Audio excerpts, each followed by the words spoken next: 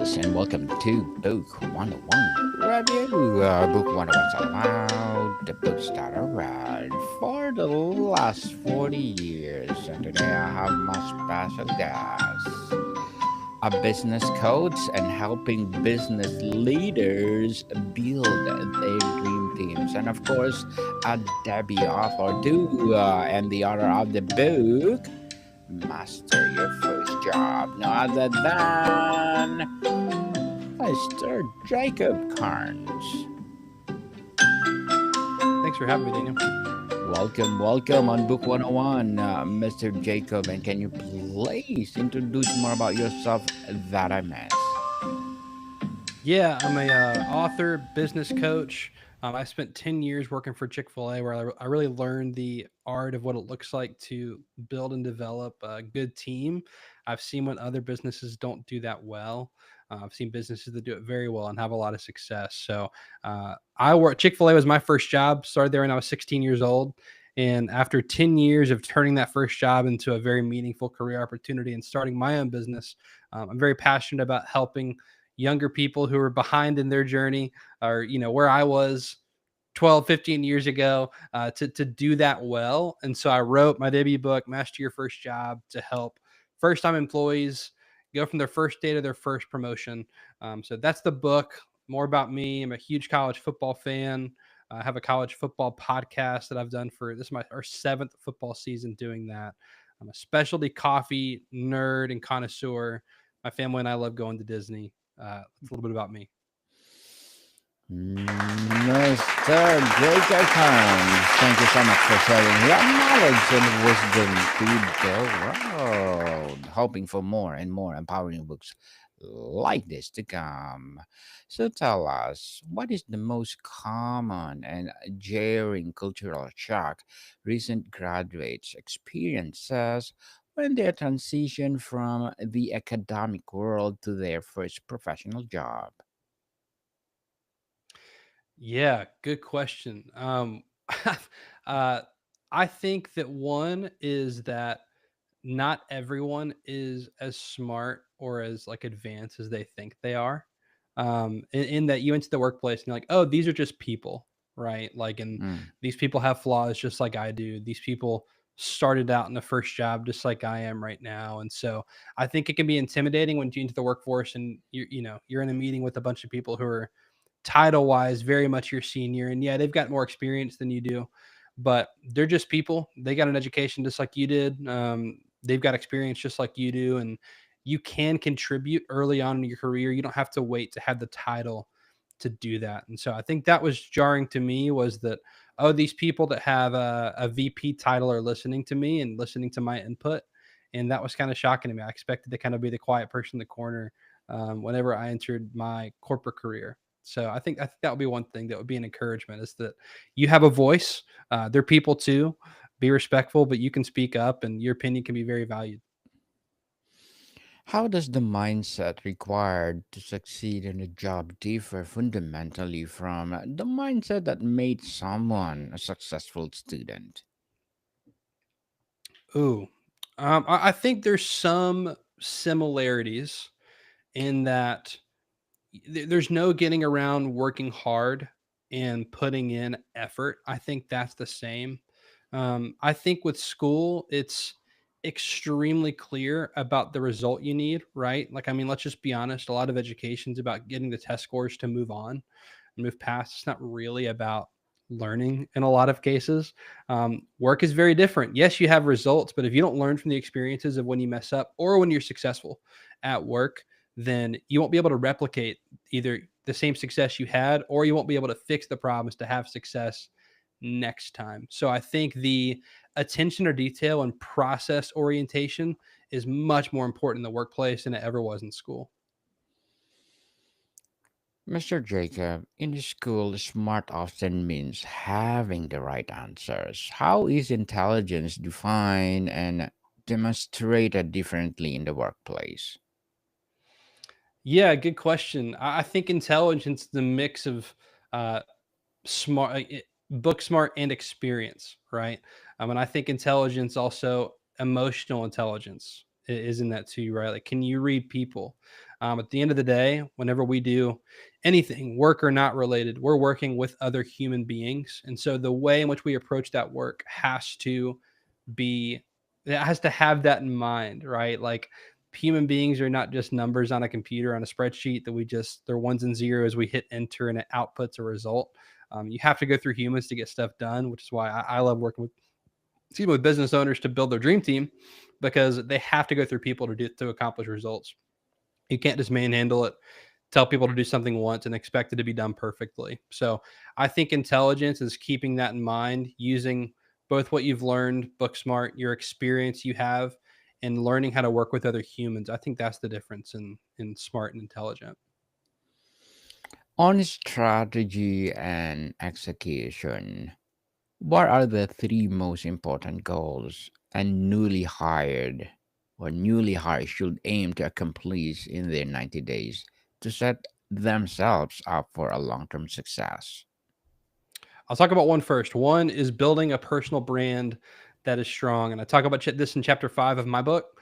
A brand, there, it's a word that's thrown around a lot, and when we think about companies, think about brands, but at the end of the day, a brand is how you are perceived, right? Like, your brand is what other people think of you.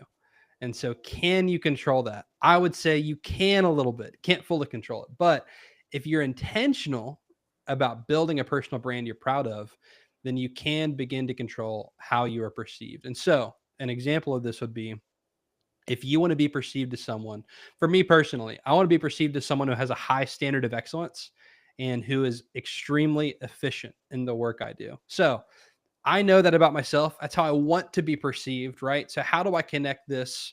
This is who I am and how I want to be seen, to people actually seeing me that way. That's how to build a personal brand. So I take actions to do this, right? I'm going to make sure I'm extremely prompt with emails that I send. I'm going to make sure my emails that I send don't have grammatical errors, right?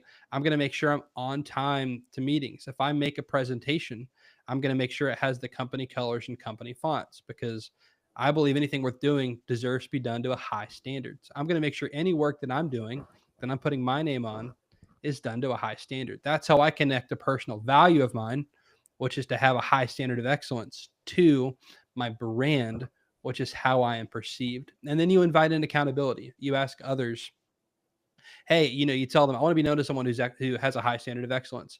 Can you let me know whenever I'm not meeting that standard? And can you let me know whenever I am meeting that standard? And you invite in the accountability, which leads you to a second one, which is feedback. Can you learn to give and receive feedback as a gift early on in your career? And I think this is led with vulnerability. I write about this in chapter 7 of my book, um, giving and receiving feedback as a gift. And I think there's a method in which to do this well. Feedback is not negative, feedback is simply a response to an action. And so if you welcome that into your work, you're going to grow a lot in your career. So both when you do something well and when you do something unwell, do you welcome in feedback? And I talk about a great method to do that in the book. Lastly, I'll say be curious. I think I don't know how many people you've talked to who are doing the same exact thing they did when they first started working in their career. I would guess not a lot. Um, and that's because within your life and career and experience, you might try something at some point and you're like, oh, you know what? I love doing this new thing a lot more than the thing before. And so early on in your career, allow yourself to be curious, ask questions about work that might sound intriguing or unintriguing, and try new things. But curiosity is the foundation to build that on, because you might try something new that could really shape the rest of your life and career that you end up loving and enjoying, and find that work that connects you to your purpose. Yes, people, be curious always. Absolutely. Who knows you will be the next Einstein. That's right. Mr. Jacob, what does managing up effectively look like for a brand new employee? How can they build a strong relationship with their manager without seeming presumptuous?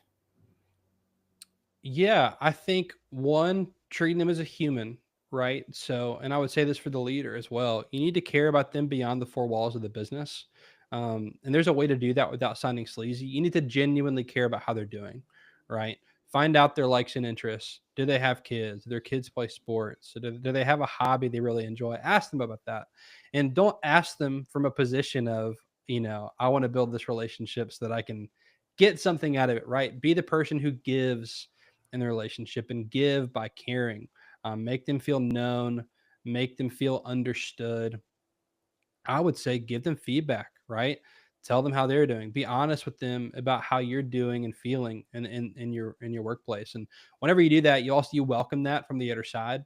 So accept feedback well from them. Ask really good questions to define how you're doing. If you're not getting clear feedback about your performance, ask leading questions so that you get better feedback about your performance. If you're interested in a promotion to grow, about a raise, ask them, hey, what do I need to do to start showing you that I'm worthy of a promotion or a raise? Like, what are you looking for that next step? And then do those things well before you get that raise or promotion. I think there's no getting around hard work. I think that is the way to grow and to move up and to do things well. So find out those exact qualities, find out how stuff is measured and perform well in those areas, and then ask for that next step. That's what I would say. On relationships and networking, Mr. Jacob, what is the best way for a new employee to ask senior colleague for a casual coffee chat without being awkward or wasting their time? Best way to ask for it, or best way to actually have that meeting? Either way. Yeah. So I worked in a business where this was very welcomed. So I think get a feeler out for what's welcomed and what's not. Even if it's not, though, I'll say be very clear about your request, right? I think it's hard for people to say yes if it's just, hey, I'd love 30 minutes of your time for a coffee. I know that's not welcomed in every work environment, but if you know a bit about the person, and let's say it's someone high up, and this is the senior vice president of marketing, right? Let's say it's a C-suite, it's a CMO in your company, and maybe you're working in IT, but you got a minor in marketing. You're curious about, maybe I want to have a career in marketing later on. This is my first foot in the door, right? So be curious about Yeah. your request. Hey, and be specific. Hi, I'm this. I know your role is in marketing, and you've experienced A, B, C, and D. Like, you've done your research, right? Like, I know who I'm reaching out to. I'm being very specific about. I kind of know your experience. I'd love to get coffee with you and learn about A, B, and C, because I think I want to have a future in marketing. The more specific you can be, the easier it is for someone to say yes. Because I've gotten these emails before, or someone just says, I'd love 30 minutes of your time, and I'm willing to give it, but I'm still going into it wondering, okay, what do they want? Versus if someone's like, hey, I've thought about starting my own coaching business. I've thought about writing a book. I'd love to get 30 minutes of your time for you to walk me through your process and tell me what your outline was like, how long it took you, you know, what to expect for writing a book. That's a much easier yes for me, because they've been specific. They know my experience. I know what they're looking for. Now I'm looking forward to that meeting. So I think as specific as you can be with the request, and then be prepared for the meeting. Have questions. Don't go into it with, hey, thanks for doing this, and you have no idea what to talk about. Go in with questions. Be willing to share your stuff. Be curious, and be there to learn, and not to be sleazy and get something from them. Right? Like, be curious. Be there to learn, not to take more than you asked for. Mr. Jacob, what is the right way to achieve critical feedback without getting defensive? And how can you use it to accelerate your growth? Yeah. So I have a win feedback method, WIN, and that is, identify what you observed if you're giving feedback, illustrate why it's important, and navigate the plan forward. If you're not receiving feedback that way, you can ask questions to get it that way, right? So if your manager comes to you and says, you did a bad job on this, that's not helpful for you, it's not helpful for them. But how can you turn this into a growth experience that is actually helpful? You ask better questions. You say, okay, thank you for the feedback. So now you've kind of, you've broken down the defenses. I'm welcoming this, right? I'm not going to be defensive. I'm welcoming it. Hey, what area did I underperform? Right? What specifically did I do wrong? And don't ask it in a way that's aggressive either. And if you know what it was, don't ask it and be sarcastic about it. But if you genuinely had no idea, hey, what did I do wrong? That meeting yesterday, I apologize. Where in the meeting did not underperform? The slides are out of order. You were unprepared. Okay. Hey, like, you can ask questions to get to illustrate. Maybe you know why it's important. Hey, this meeting was with important stakeholders and you underperformed. Okay. What can I do better next time? Where can I be better? So now you've gotten actually helpful feedback versus you started with this is a bad job, right? Now you've gotten specifics about where it was underperformed, what you can do better, and you have an understanding of where to move forward. And you've probably disarmed your boss in the process. I'll say the same thing for positive feedback, though. I'd say someone says, great job in that meeting yesterday. I think one of the worst things that you can have is accidental success because then you don't know how to replicate it. You pat yourself on the back and say, I did a great job, but you have no idea what you did well or how you did it well. So you ask those questions. Hey, I felt like I did good in the meeting yesterday. Can you tell me where you saw, where I showed up the best? And it's, hey, the way you looked at people in the eyes, you were prepared to all answers to questions. Everyone walked away with the information they needed. Perfect. And maybe you know why it's important. If not, you can ask questions around what made this important. And then lastly, hey, next time, what can I do better? Or do I just do the same thing next time? What can I do to make sure I replicate the same success? The same exact process, but you're asking the same questions, both for positive and negative feedback. So that's how you can welcome feedback in order to grow. Very well said, Mr. Jacob. Truly, truly empowering. Thank you. On productivity and self management, what are the common hidden drains on a new employee's time and energy, and how Common can they protect themselves? common drains on time and energy. Yes, please. Uh, yeah, I think this is different for every person, right? Everyone's a little different personality wise. Everyone has work that is draining to them, and not draining to others. I love Patrick Lencioni's The Six Type of Working Genius for this. So I think identifying what type of work drains you is really important to figure out early on in your career. And that doesn't mean to make that type of work not drain you, but it's really important to be aware about it. Chapter 4 in my book, I talk about how to fight apathy because what you're getting at is what this leads to. This draining is it leads to apathy, right? And apathy is not necessarily overtly negative emotion. It's really this lack of emotion that you get. And so, apathy, how to fight this in the workplace. One, I think you need to find community in your workplace. Misery loves company, and joy does too. Look, it's good to have people to vent with at work. It's good to have people to celebrate success with at work. I firmly believe that as humans, we are meant to be in community. Viktor Frankl talks about that in his book, Man's Search for Meaning. And so, community is a great way to fight apathy when you feel drained in the workplace. Two, finding a project to work on. And this is where I talk about curiosity as well in the book is, can you ask a question? If your work is draining and mundane, you're doing the same thing over and over again, it's worth asking the question, hey, I saw this person doing this project over here, or this work that interests me. Is that something I could do? Or be honest. Hey, I'm kind of drained right now at work. Is there a side project I could do? Might be different and interesting. Having a project to work on is a great way to fight apathy. And I also think finding purpose in your work. So finding a way to align who you are with the work you're doing. And that comes through relationships with other people. That comes through finding out a lot through self discovery, having a really clear why and personal values for you, and then connecting that to your work. And so finding a place that you eat to work for or a job to do that aligns with that for you personally. Mr. Jacob, what are the tangible, observable behaviors for a first year employee who's already on the fast track to a promotion or raise? I think they're action oriented. They don't wait to take action. I firmly believe the best leaders in the world, one of the things they have in common is they're all action oriented. They're not afraid to do success or failure. They're going to do something. Um, I think about some of the world's best visionaries. Einstein.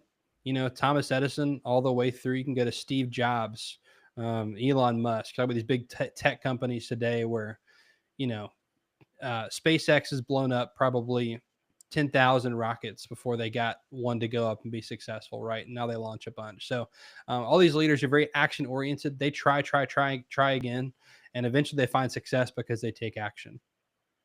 Say another one Yes. is, go ahead. No, go ahead, mister. Um, they're curious, which leads to them taking action, right? They don't hit a wall and say, huh, I guess that was it. They're asking the question of, could I get around the wall? Is there a way to go through it? Could I go over it? Could I go under it? Could I go around it? Curiosity. I think they accept feedback, which we've talked about. They take advantage of unexpected opportunities, right? So I worked for Chick-fil-A. Chick-fil-A's founder, Truett Cathy, has had a 24-hour diner style restaurant. So think, burgers, fries, breakfast in the, breakfast all day, this classic diner style restaurant. And it was in Atlanta where Delta is headquartered. Delta had ordered chicken for their in-flight meals that ended up being too big for the in-flight meals.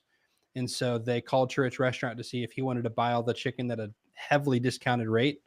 That was an unexpected opportunity. He bought the chicken at a discounted rate and started experimenting with some of his mom's old recipes for fried chicken. What came out of that was the world's first chicken sandwich, and now a $25 billion brand called Chick-fil-A today that's very popular in the US and expanding internationally now as well.